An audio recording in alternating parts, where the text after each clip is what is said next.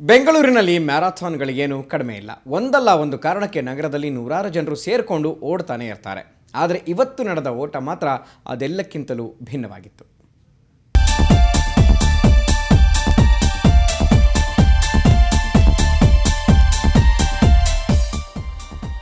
ಕಂಠೀರವ ಕ್ರೀಡಾಂಗಣ ಬೆಳ್ಳಂಬೆಳಗ್ಗೆಯೇ ಸಾವಿರಾರು ಜನರಿಂದ ತುಂಬಿ ತುಳುಕ್ತಾ ಇತ್ತು. ನಾವೇನು ಕಮ್ಮಿ ಇಲ್ಲ ಅಂತ ವಿಕಲಚೇತನರು ಕೂಡ ಸಾಕಷ್ಟು ಸಂಖ್ಯೆಯಲ್ಲಿ ಬಂದಿದ್ರು. ಇವರನ್ನೆಲ್ಲ ಹುರಿದುಂಬಿಸೋಕೆ ಅಂತ ಒಂದಿಷ್ಟು ತಂಡಗಳು ರಾಕ್ ಮ್ಯೂಸಿಕ್ಗೆ ಹೆಜ್ಜೆ ಹಾಕ್ತಾ ಇದ್ರು.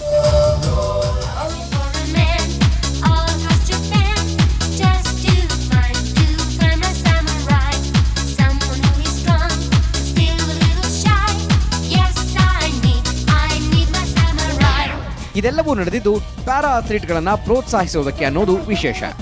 ಕರ್ನಾಟಕ ಸ್ಪೋರ್ಟ್ಸ್ ಅಸೋಸಿಯೇಷನ್ ಹಾಗೂ ಭಾರತೀಯ ಪ್ಯಾರಾಲಿಂಪಿಕ್ಸ್ ಕಮಿಟಿ ಸಹಭಾಗಿತ್ವದಲ್ಲಿ ಸಂಚಲನ ಸಂಘಟನೆ ಮೆಗಾ ಕಾಸ್ ರನ್ 5K ಮ್ಯಾರಥಾನ್ ಎನ್ನುವ ಆಯೋಜನೆ ಮಾಡಿತ್ತು.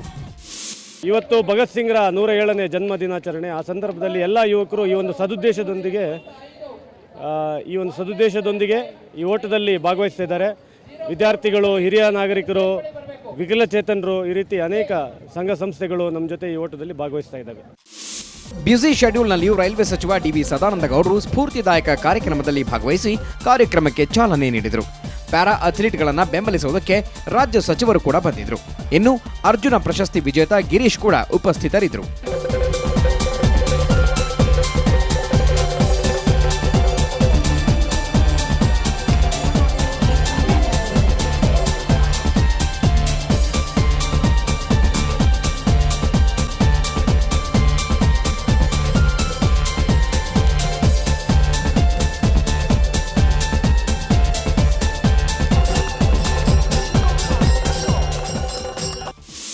ಇವತ್ತು ಒಲಿಂಪಿಕ್ಸ್ ಅಂದರೆ ಒಂದು ಕಾಲದಲ್ಲಿ ಜಾಸ್ತಿ ಸಪೋರ್ಟ್ ಸಿಗ್ತಾ ಇತ್ತು, ಪ್ಯಾರಾಲಿಂಪಿಕ್ಸ್ಗೆ ಸಿಗ್ತಾ ಇರಲಿಲ್ಲ. ಇವತ್ತು ಇಂಟರ್ನ್ಯಾಷನಲ್ ಲೆವೆಲಿ ಏನು ಒಂದು ಪ್ಯಾರಾ ಒಲಿಂಪಿಕ್ಸ್ ಮೆಗಾ ಇವೆಂಟ್ ಇದೆ. ಇವತ್ತು ಏನು ವಿಶ್ವಮಾನ್ಯ ಸ್ಥಾನಮಾನದಲ್ಲಿ ಇವತ್ತು ಭಾರತ ದೇಶದಲ್ಲೂ ಒಂದು ಗೌರವವನ್ನು ಪಡ್ಕೊಳ್ತಾ ಇದೆ.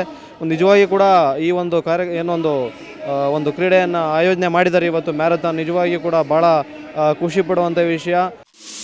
ಇದೇ ವೇಳೆ ಏಷ್ಯನ್ ಗೇಮ್ಸ್ನಲ್ಲಿ ಭಾಗವಹಿಸುತ್ತಿರುವ ಪ್ಯಾರಾ ಅಥ್ಲೀಟ್ಗಳಿಗೆ ಶುಭ ಹಾರೈಸಿ ಸಹಿ ಸಂಗ್ರಹಿಸಲಾಯಿತು.